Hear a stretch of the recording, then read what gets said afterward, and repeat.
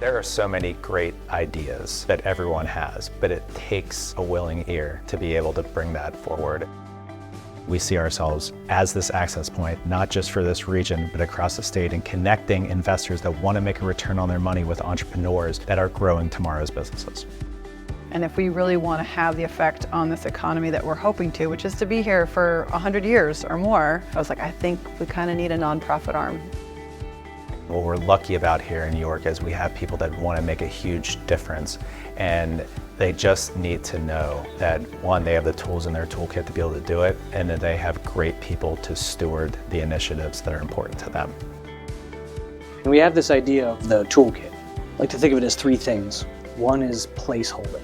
People need physical places to innovate, to test things out, but also to tell their story.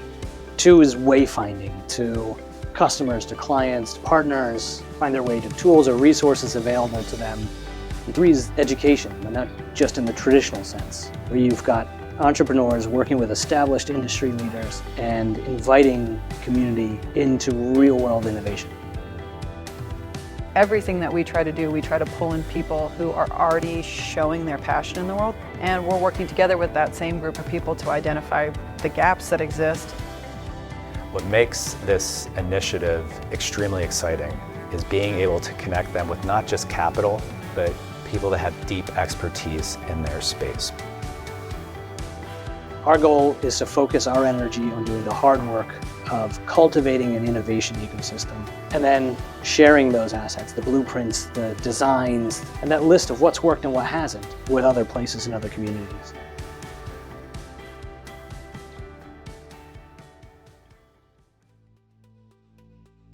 I am really excited to be here this year. I've been here in previous years, but this year I get to come as formally the latest member to the Braided River White Rose Ventures family. It's really an honor. Before I start, I want to echo what Martin said in wishing that Alexa was here. In taking on Braided River and this role, I very much see myself as carrying the torch for Alexa's vision. In fact,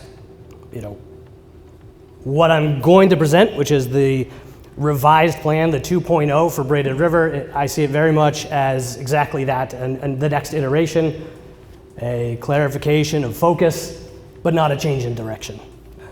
Part of the reason for that is that certainly this plan, a lot of my work, has been impacted by 3 years of dialogue and collaboration with Martin and Alexa. So again, just very much an honor for me, and the starting vision for Braided River really resonated with me personally, which was the idea of building a new support institution to help cultivate the entrepreneurial ecosystem, to help build a competitive ecosystem here in Pennsylvania, central Pennsylvania, with impact across the state and across the broader region, but also to make sure that people who are in underserved communities or who wouldn't normally have as much access to the opportunity, the incredible opportunity that comes with starting a business. In fact, I think there's almost nothing you can do to change your destiny and impact generations beyond you as much as starting a business in whatever it is.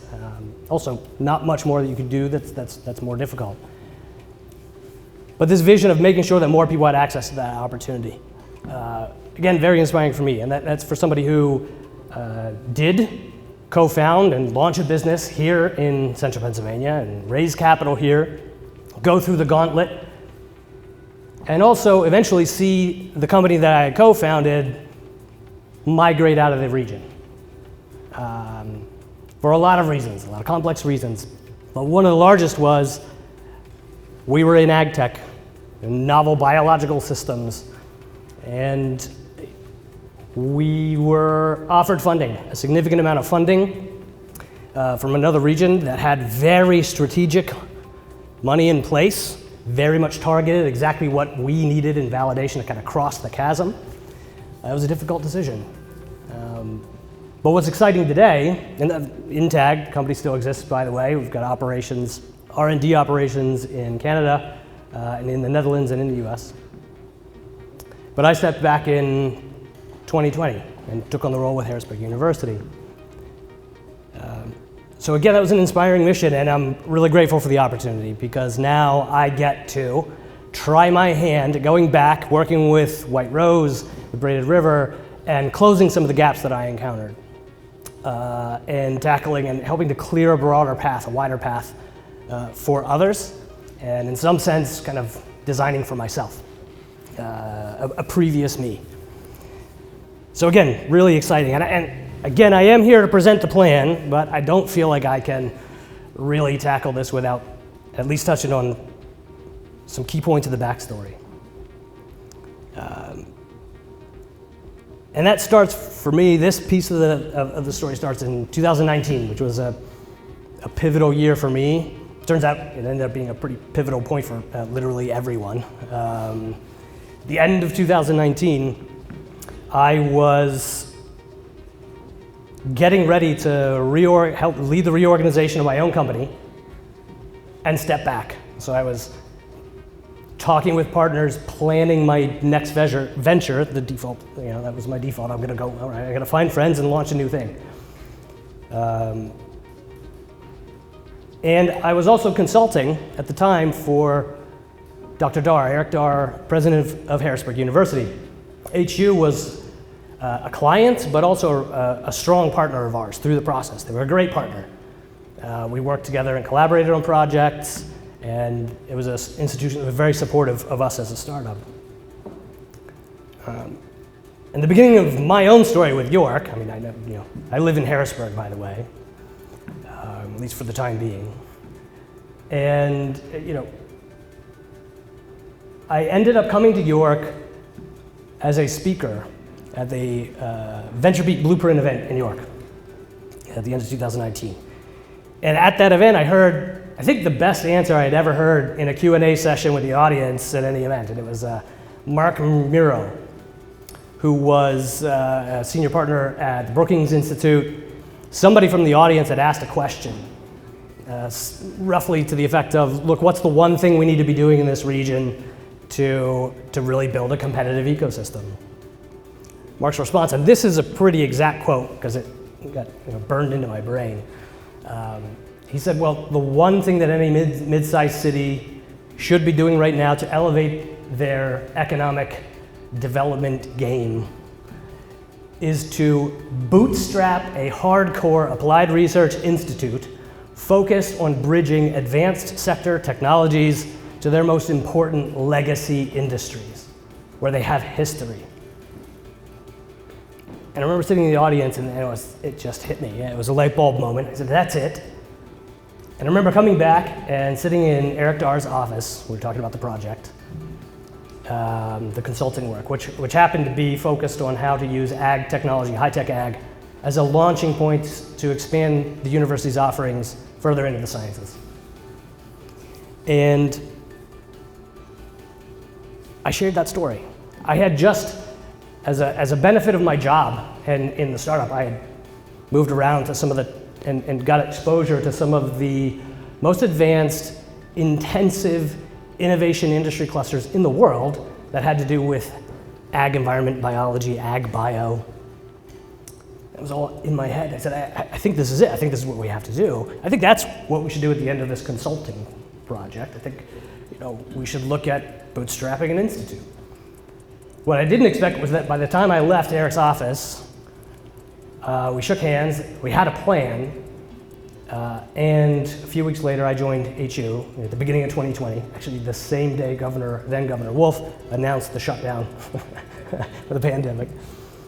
And that's where it started.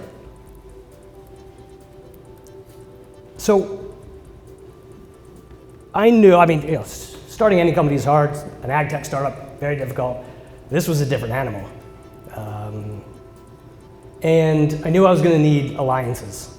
And ultimately, that's what led me to meeting Martin and Alexa. We were instant allies, and we've been collaborating since. When Alexa had a funding project she wanted to pursue, I jumped in and helped. And when I needed this favor. You know, they were helpful in connecting me with other people. When they were exploring an ag environment strategy, I brought them to the Netherlands on the trade mission that we had organized to see the advanced greenhouse industry cluster there, which is astonishing. And when we had raised money and we're trying to find a physical place to build the first physical instance of this institute, but we couldn't find a place to put it in Harrisburg. I'll just call that Harrisburg politics. 3 sites had fallen through. Alexa and Martin said, look, come to York. In York, we have a network of people. And if they like what you're doing, they'll come alongside and help. And that has proven to be very much true. And we're going to be breaking ground later this year on the first physical location for that institute in the center. And when I learned that there was a need to step up and step in and help keep traction with Braided River and that mission, I was the first person to throw my hat in the ring. And when I did come to York on my previous project, Alexa and Martin introduced me to the Powder Mill Foundation, the Wareheim Foundation, to Gladfelter and others, introduced me to Jules Tolbert, who's still working with us today, and other entrepreneurs. And I just have to say, I feel really good about the fact that I've essentially decided to take all of my toys and come play in York. This is absolutely the right place to do what we have to do. So here we are, slide 1.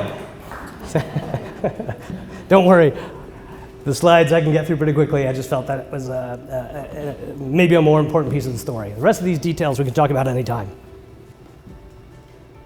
Threefold mission: cultivate that innovation ecosystem, accelerate sustainable enterprise, working in particular and prioritizing life-sustaining industries that we like to think of as essential industries. We all have this in our heads in a new way after the pandemic, the idea of essential business. What's really essential? Elevate community assets and in ways that contribute to our commonwealth. And I love that idea. I love that, toying with that idea of what is commonwealth. We live in a commonwealth. I think that's an important piece. Regenerative industries, something that Alexa and I talked about for a long time. How can we identify, organize, design businesses that actually contribute more than they take out of a system, be that an environmental ecosystem or an economic ecosystem?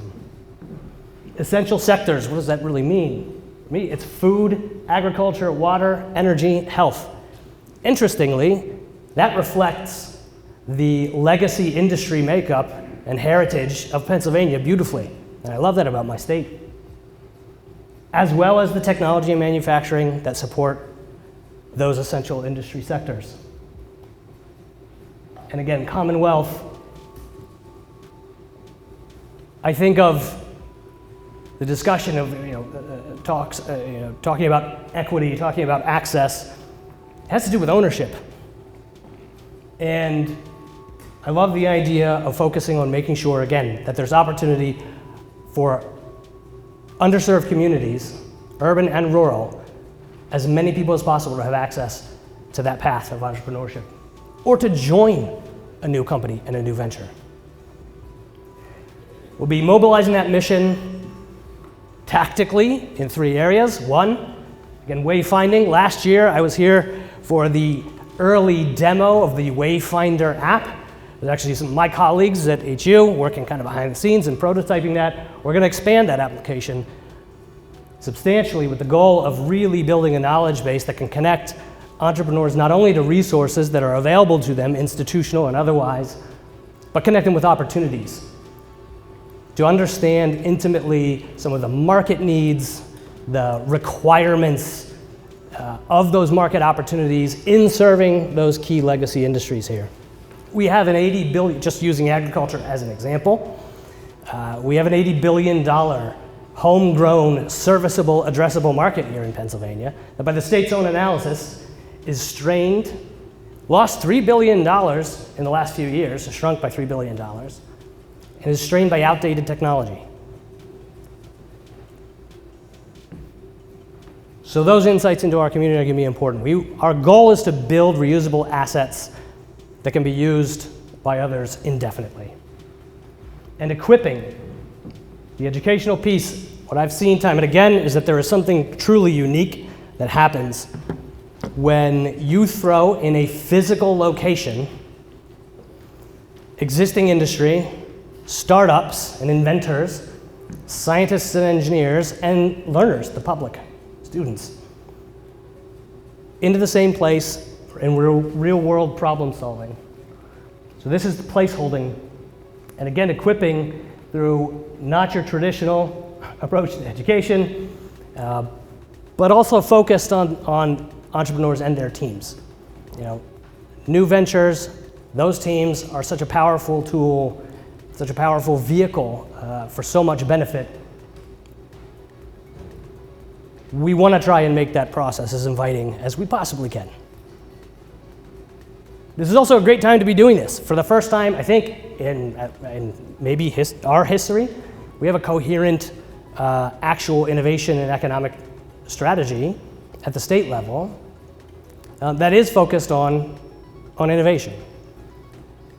And I love this makeup. This is such a perfect lineup. Here are the priority sectors: ag, energy, life science, manufacturing, robotics, and technology. So, back to placeholding. Site 1. By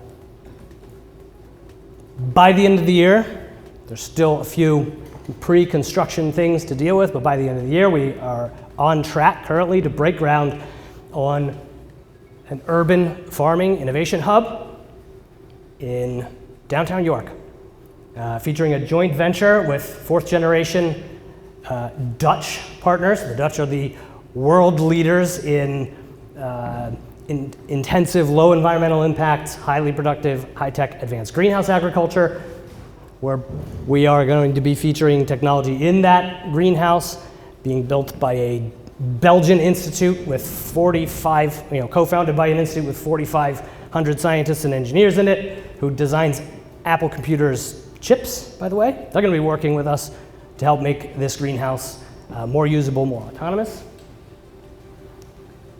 This will be housed under the ISOM, a distinct special purpose Institute for Sustainable Agriculture and Manufacturing, sponsored by Giant, who's very interested in innovations on the production side, and in partnership with so many others here in York.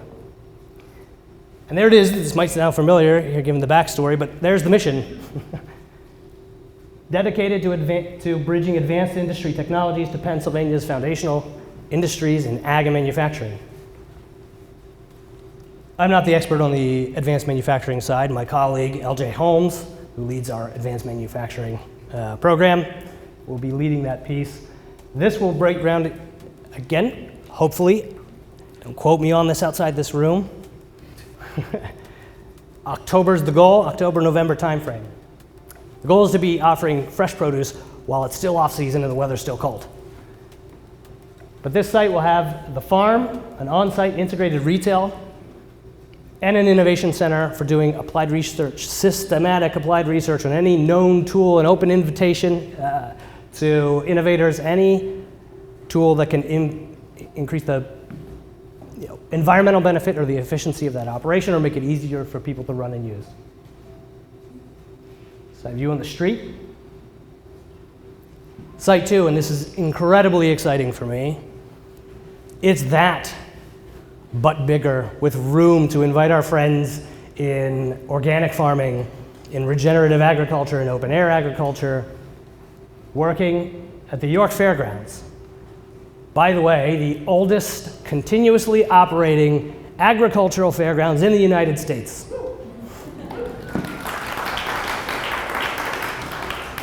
The agreement that we've put in place, and Patrick Ball is here tonight, incredible support and leadership by him, the CEO of the York Agricultural Society and the Fairgrounds.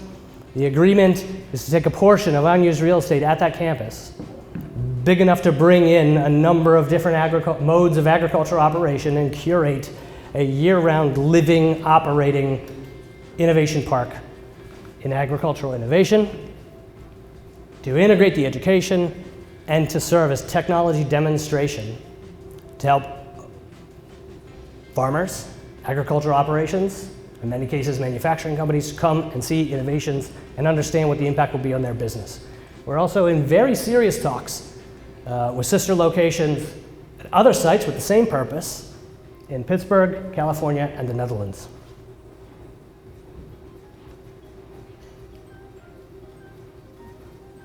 We are also in talks with one of the hands-down industry leaders. I think their market capture is 70% of all advanced greenhouse commercial growers in the world, about investing into the York Fairgrounds in an academy and an even bigger and more hardcore applied research institute than I could pull off at the fairgrounds.